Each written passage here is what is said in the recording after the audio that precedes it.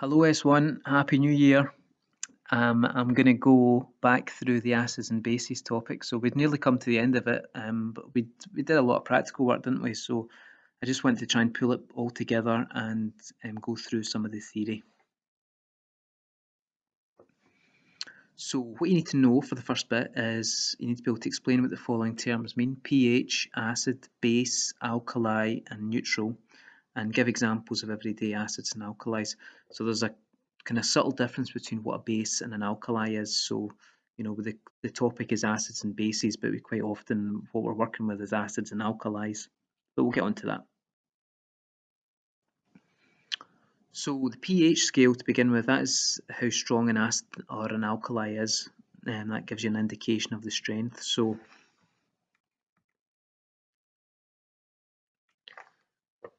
you can see here we've got various different colours, and we'll get into what why we have these different colours in a minute, but here's some kind of common examples and where they are common examples of substances and where they lie on the pH scale.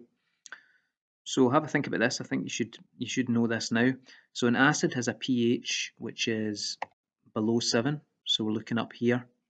An alkali has a pH above 7, so we're down here.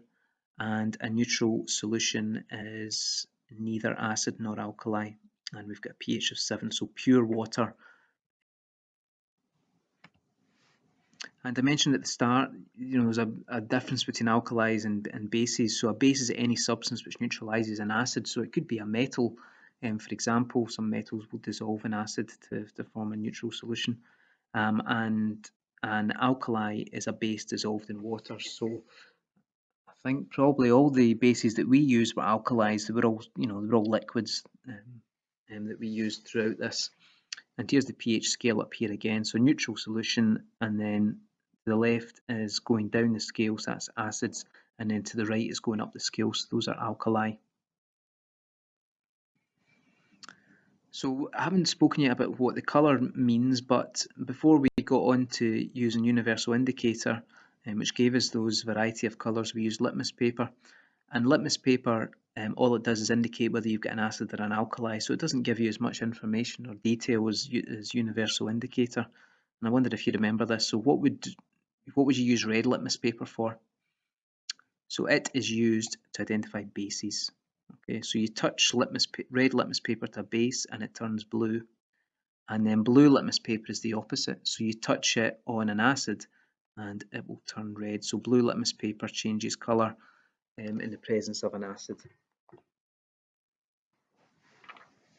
And if you look at this, is this a lemon, I think? Some citrus fruit. The blue litmus paper has turned red, so what does that mean? That means that we have an acid. Okay.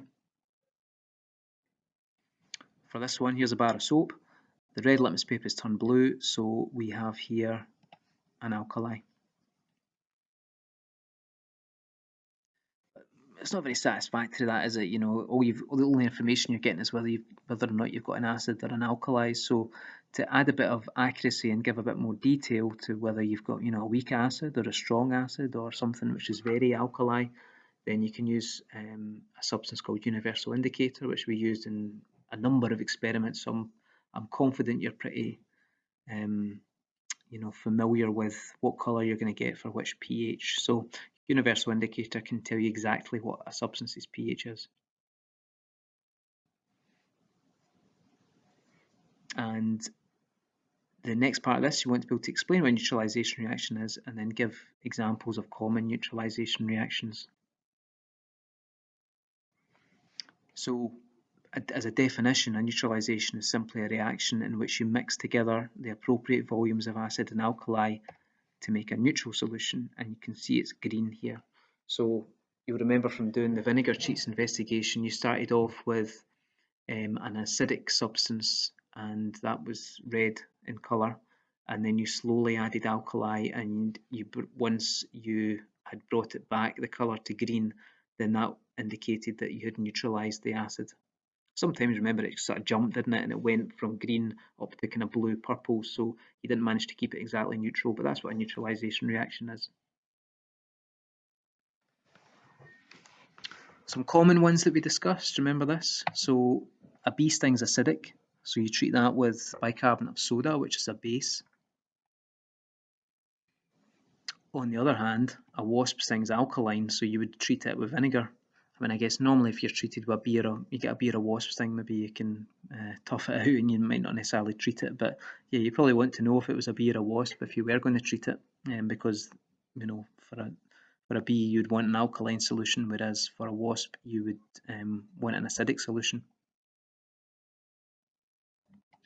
Another common one that presumably you do a couple of times a day, so toothpaste that neutralises mouth acid, which would damage teeth.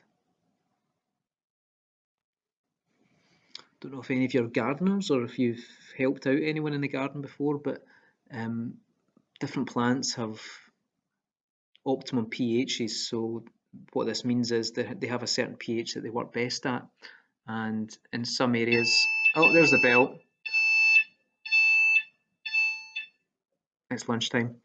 So some will have a pH that they work best at, so you might need to adjust the soil. So if you've got if you've got acidic soil, then you can treat it with lime, which is calcium oxide, and it neutralises it. Okay, have a think about this. So a former pupil, Jo, has contacted me. She runs a small farm and a factory was built nearby. The crops aren't growing as well now. Or was that she? He wondered if the science department had any ideas as to what the problem may be. So have a think about that. What, based on things we've studied, what potentially could be the issue here?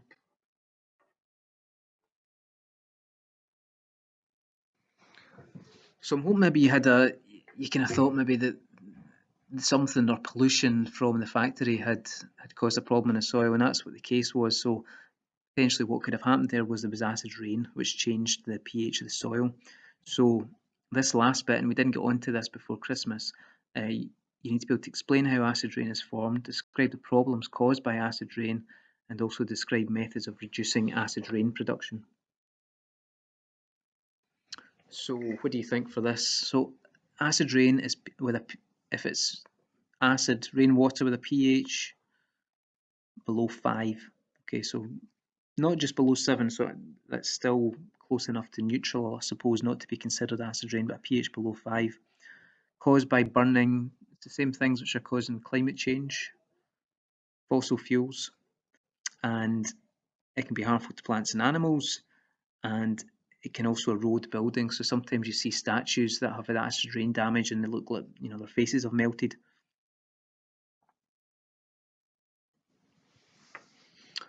So based on what we were talking about there and the causes of acid rain, just have a wee think or write down what are 3 things that could possibly be done to reduce acid rain pollution. So pause and have a go at that.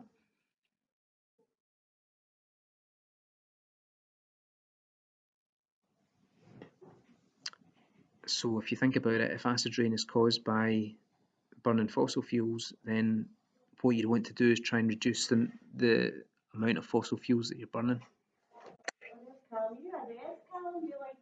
I would take that, yeah. Sorry, I just got interrupted there. So yeah, things you could do to reduce burning fossil fuels. So car share to work would be an option. Use an electric car. If it's an option, walk instead of drive if it's a short trip. Maybe, I get annoyed with my dad with this. My mum and dad's house is always very warm, and I see my dad sitting in his shorts and t-shirt with the heating on.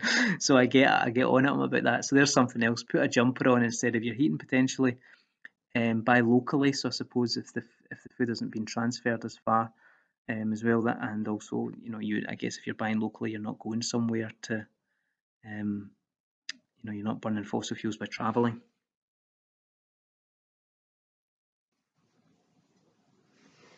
So those were a few things we mentioned that you could do to reduce your greenhouse gas emissions. So have a wee think yourself. Is there anything, just something to consider or talk about at home? Small things, simple things you could do that could make a wee difference.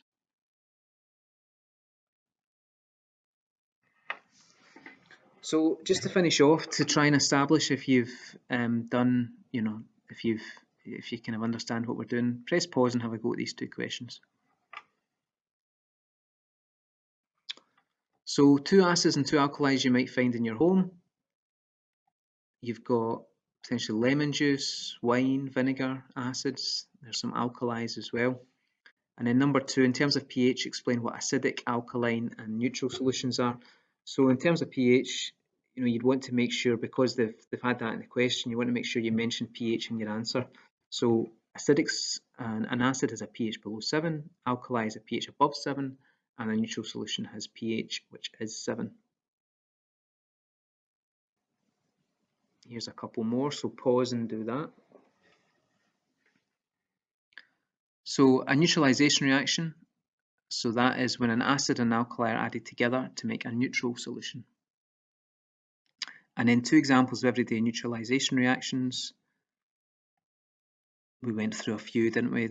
The middle one we didn't mention, but we talked about it in class. So antacids for heartburn. So if you've your Christmas dinner, if you've eaten too much, sometimes the acid can cause discomfort. So you would neutralise it by taking antacid tablets, perhaps, or powder.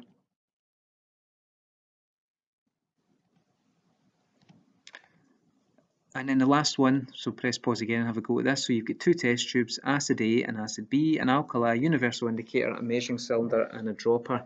And draw or describe, you could do it, the answer I'm going to show you, I've done it as sort of a number of steps, 1, 2, 3, 4, 5.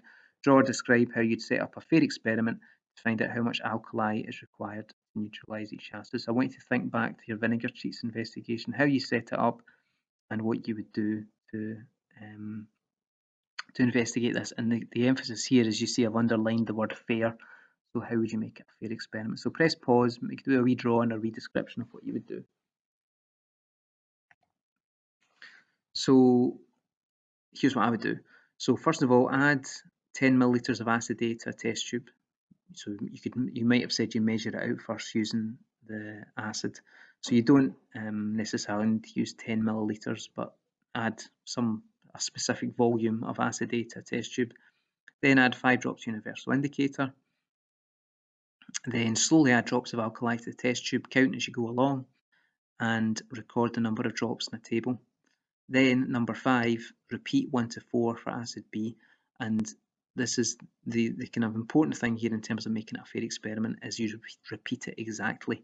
So you should have, if you've said 10 ml acid A, then you need to put in 10 ml acid B, and if you've said 5 drops of universal indicator, then you need to use 5 drops again. Okay.